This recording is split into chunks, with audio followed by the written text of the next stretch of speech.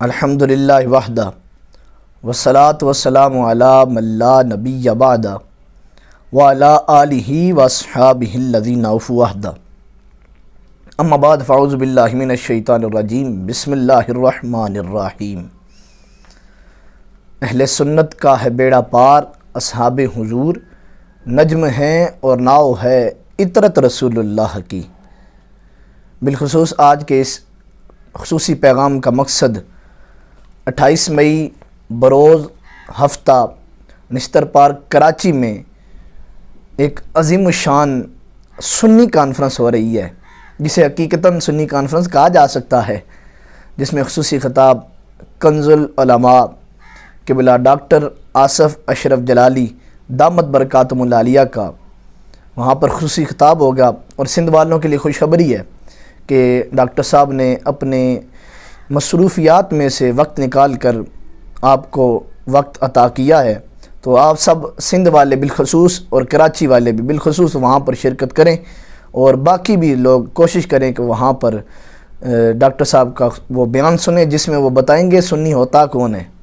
سنی کہتے کسے ہیں۔ بعض لوگ سنی کانفرنس تو سجاتے ہیں، لیکن اس میں کوئی بندے نظر نہیں آتے جو سنیت کی تعریف حقیقت میں بیان کر سکیں۔ جو اسلام آباد میں سنی کانفرنس ہوئی، نام ٹائٹل صرف سنی کانفرنس کا ٹائٹل لگانے سے نا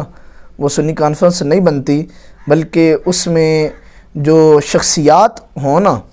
جو حقیقتاً اہل سنت کی تعریف اور سنی کسے کہتے ہیں وہ بیان کر سکیں، وہ موجود ہوں، تو یقیناً پھر دل کرتا ہے وہاں پر جا کر سنیں۔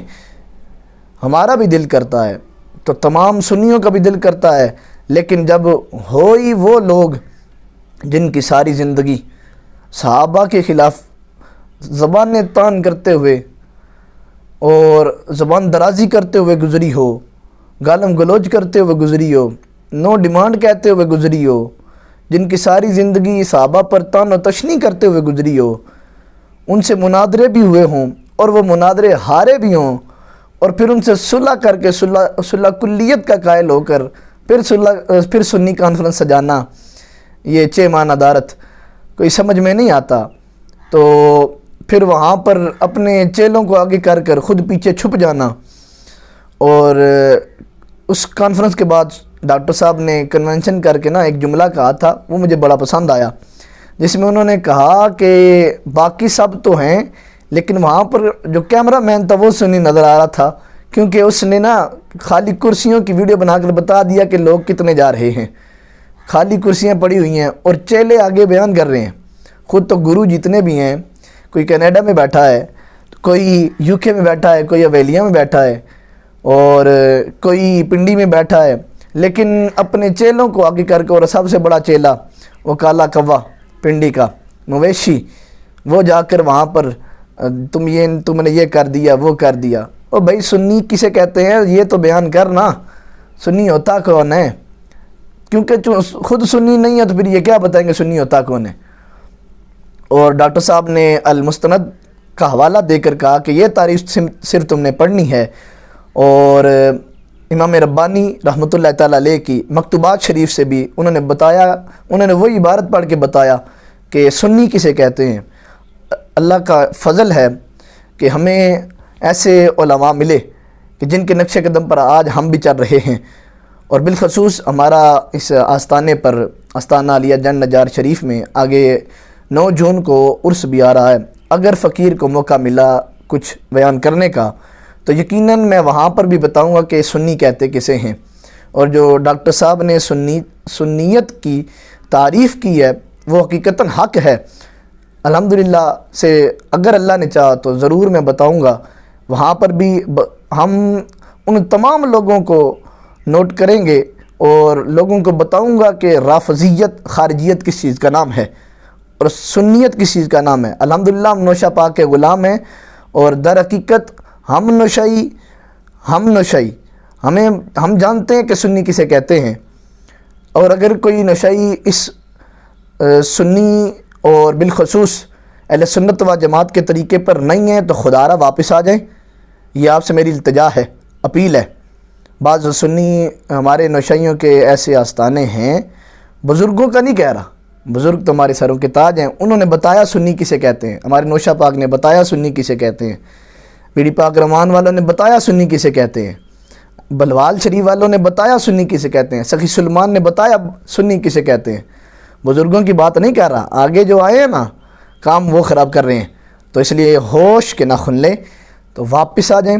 سنیت کا کام کریں، اہل سنت و جماعت کی تعریف پڑھیں، صرف آستانوں پر بیٹھنا نہیں بلکہ کام کر کے دکھانا ہے۔ الحمدللہ ہمارے آستانے سے جب سے ہے آج بھی الحمدللہ سے ہم نے یہ بیڑا اٹھایا ہے، اور الحمدللہ آخری سانس تک ہم سنیت کا نام لیتے رہیں گے اور سنیت کا کام کرتے رہیں گے، اور لوگوں کو بتاتے رہیں گے سنی کسے کہتے ہیں، بھلے ہی کوئی ہمارے خلاف ہو جائے، بھلے ہی کوئی ہمارے خلاف ہو کر ہمارے خلاف پر پراپیگنڈے کرے اور ایسے کام کرے کہ ہمیں پیچھے کرنے کی کوشش کرے، لیکن حق ہمیشہ واضح ہی ہوتا ہے، حق کبھی چھپتا نہیں ہے۔ الحمدللہ سے ہم ڈاکٹر صاحب کے ساتھ ہیں، اور جو سنی کانفرنس ہو رہی ہے اس میں ضرور شرکت کریں۔ یہ چند حوالہ جات میں جو سنی کسے کہتے ہیں اس کے اوپر دے دیتا ہوں، تاکہ جو اسلام آباد میں جنہوں نے سنی کانفرنس سجائی، اگر میرا میسیج ان تک کوئی پہنچانے والا ہو تو ضرور پہنچا دے، نہیں تو ان کے چیلے تو ضرور سن نہیں لیتے ہیں نا، وہ تو پھر مجھے میسیج تو فون تو پتہ نہیں کیا کچھ کرتے رہتے ہیں اور گالیاں دیتے رہتے ہیں، تو ہمیں ان گالیوں ہم تو اسی لیے ہیں نا، ہم تو مسلک حقہ کا نام لیتے رہیں گے، ہم فکر رضا پیش کرتے رہیں گے فکر رضا، اور مسلک رضا کا جھنڈا بلند کرتے رہیں گے، بھلے ہی ہم پر فتوے لگیں، بھلے ہی ہمیں کوئی گالیاں دے، ہمیں اس کی پرواہ نہیں۔ اب سنیے ذرا سنی کسے کہتے ہیں۔ جامع ترمذی،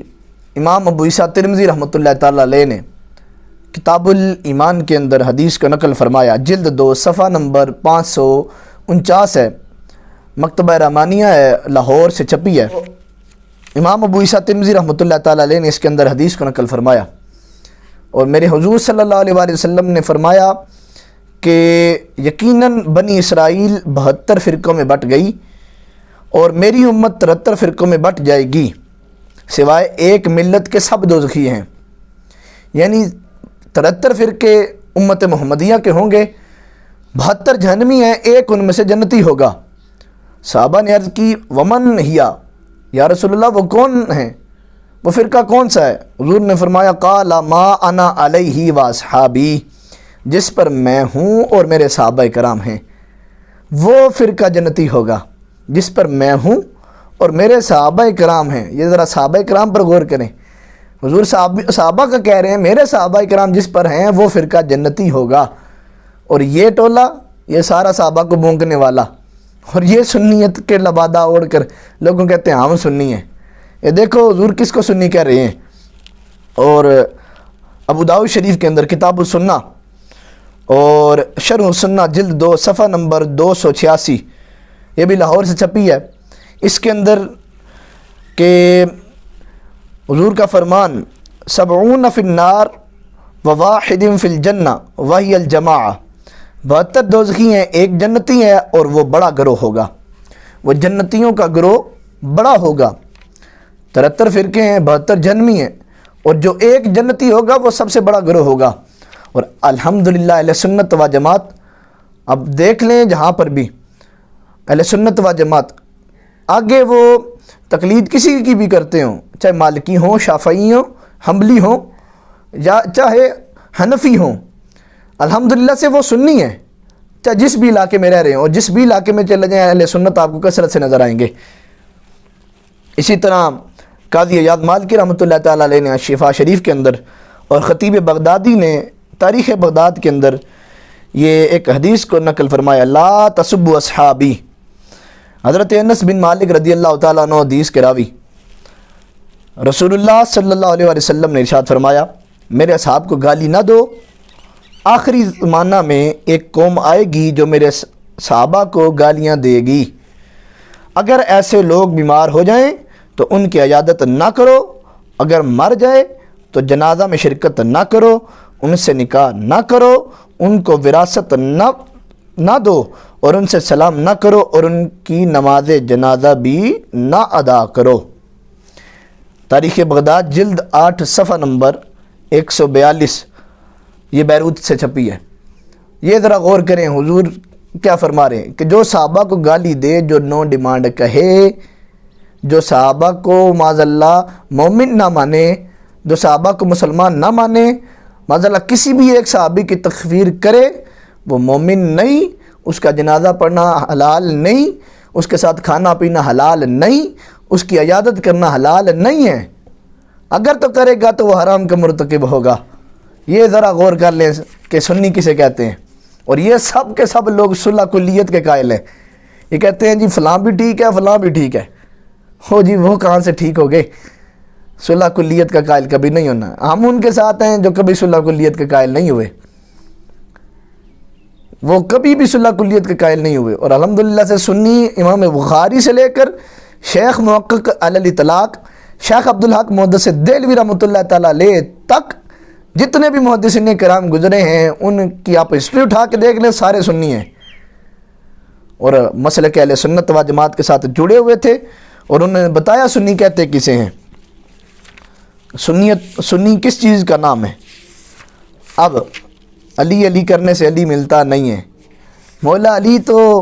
وہ ہستی ہیں جنہوں نے حق کو واضح کر دیا۔ اب ذرا کنز العمال میں پڑھنا چاہتا ہوں، جلد 16 صفحہ نمبر 193 بیروت سے چھپی ہے۔ اس میں حضرت یحییٰ بن عبداللہ بن حسن رضی اللہ تعالیٰ عنہ آپ نے اپنے والد گرامی سے روایت کیا کہ حضرت علی خطبہ دے رہے تھے، فقام الیہ رجل، ایک شخص کھڑا ہوا، فقال یا امیر المؤمنین، کہنے لگا اے امیر المؤمنین مجھے خبر دیجئے کہ اہل جماعت کون ہیں، ومن اہل الفرقہ، اور اہل فرقہ کون ہیں، ومن اہل السنہ، اور اہل سنت کون ہے، ومن اہل البدع، اور اہل بدعت کون ہیں۔ مولا علی نے کہا اور تجھے ابھی تک اتنا معلوم نہیں ہوا؟ یہ تو روز روشن کی طرح واضح بات ہے کہ اہل بدعت کون ہے، اہل سنت کون ہے، اور اہل جماعت کون ہے، اور اہل فرقہ کون ہیں۔ تو مولا علی نے کہا اب تو علی کی بارگاہ میں آیا نا، علی کے پاس آیا تو علی تجھے ایسا جواب دے گا دوبارہ تجھے کسی سے پوچھنے کی ضرورت نہیں پڑے گی۔ یہ ذرا غور کرو، مولا علی اب بتا رہے ہیں کون ہوتے ہیں۔ مولا علی فرماتے ہیں فَأَمَّا أَهْلُ الْجَمَاعَةِ، اہل جماعت وہ ہیں، فَأَنَا،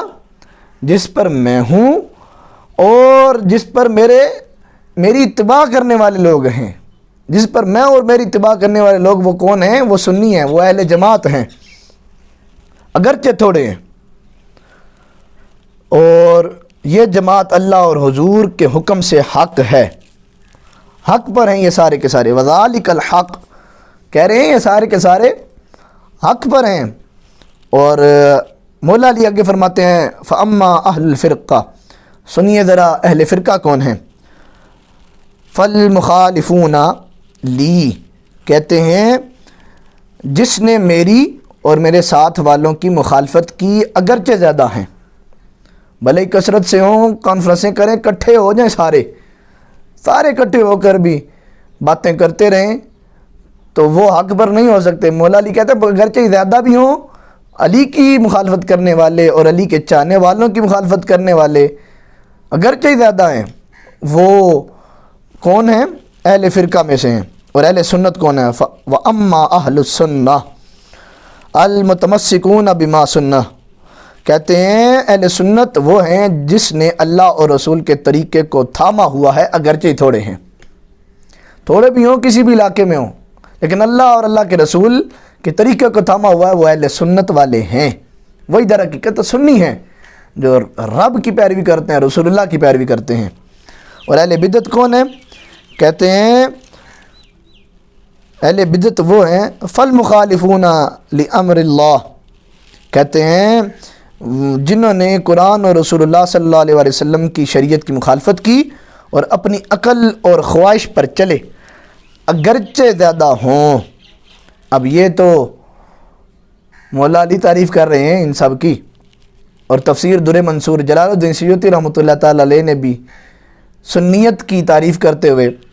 یوم تبیض، اسی کی تفسیر کرتے ہوئے لکھا،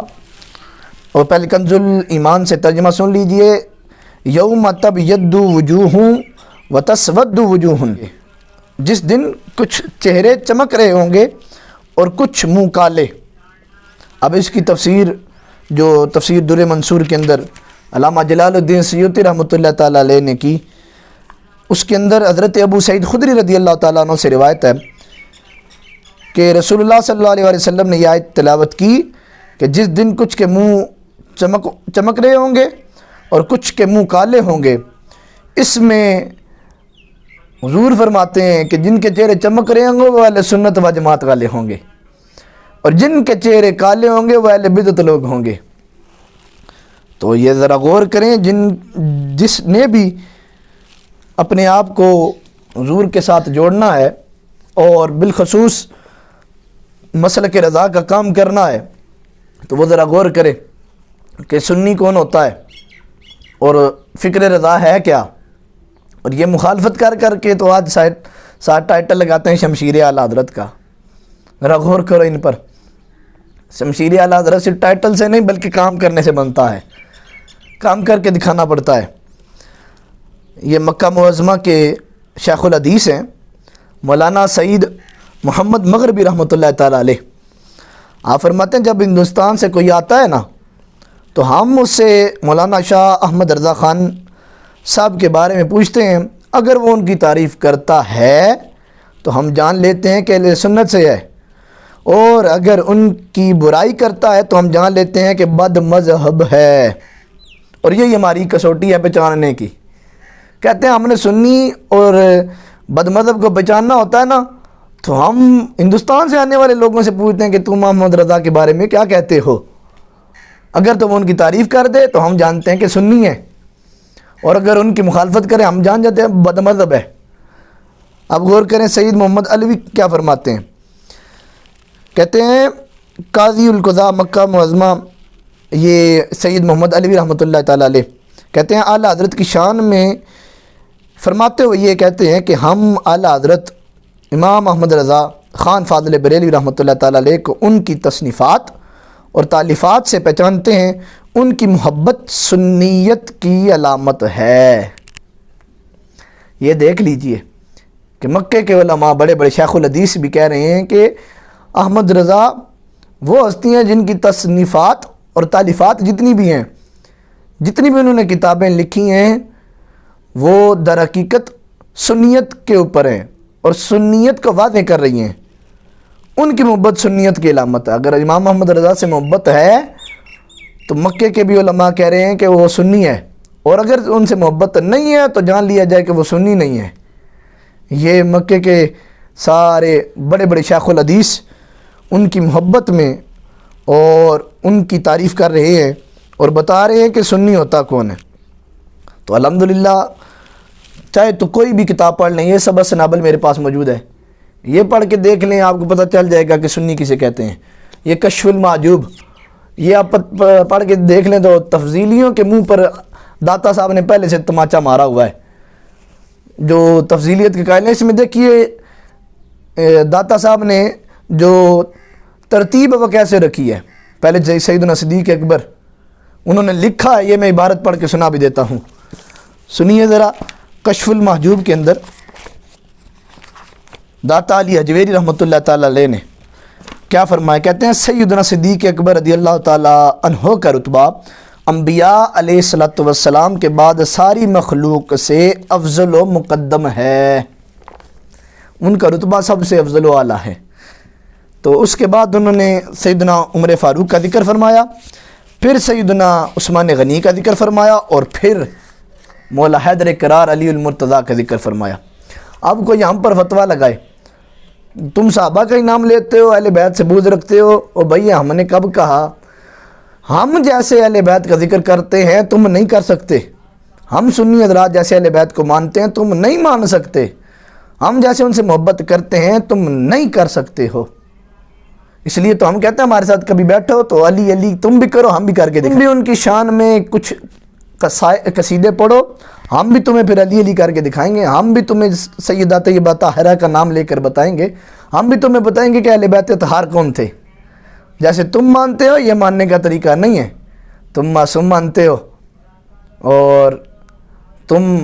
روافض کے طریقے پر چلتے ہوئے ان کے پیچھے لگ کر اہل بیت اطہار کو نہ جانے کس کس رتبے پر لے گئے اور معاذ اللہ انبیاء کے برابر ٹھہرا دیا, انبیاء سے بڑھا بھی دیا, اور کچھ رافضیوں نے تو خدا کے برابر ٹھہرا دیا. اللہ یعذ باللہ. ہم ایسے اہل بیت اطہار کو نہیں مانتے.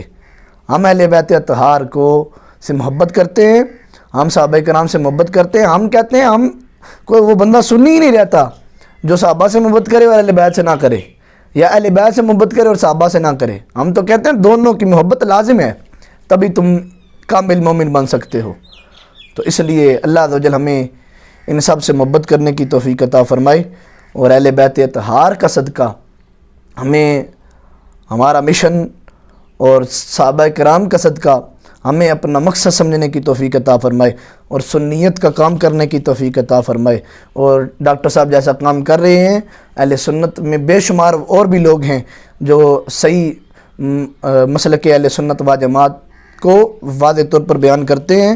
محراب و منبر کا حق ادا کر رہے ہیں, اسٹیجوں پر بیٹھ کے صرف نعرے نہیں لگا رہے بلکہ کام کر کے دکھا رہے ہیں. اللہ عز و جل ان علماء کے صدقہ ہمیں بھی ان کے نقش قدم پر چلنے کی توفیق عطا فرمائے. اور میرا نوشہ پاک کا صدقہ اللہ ہمیں اور ہمارے سب آنے والے اور یا ہماری نسلوں میں آنے والے جتنے بھی لوگ ہیں, یا ہمارے آباء و اجداد میں یا ہمارے خاندان میں جتنے بھی لوگ ہیں, اللہ سب کو عاشق صحابہ و اہل بیت بنائے. ما علینا الا البلاغ المبین.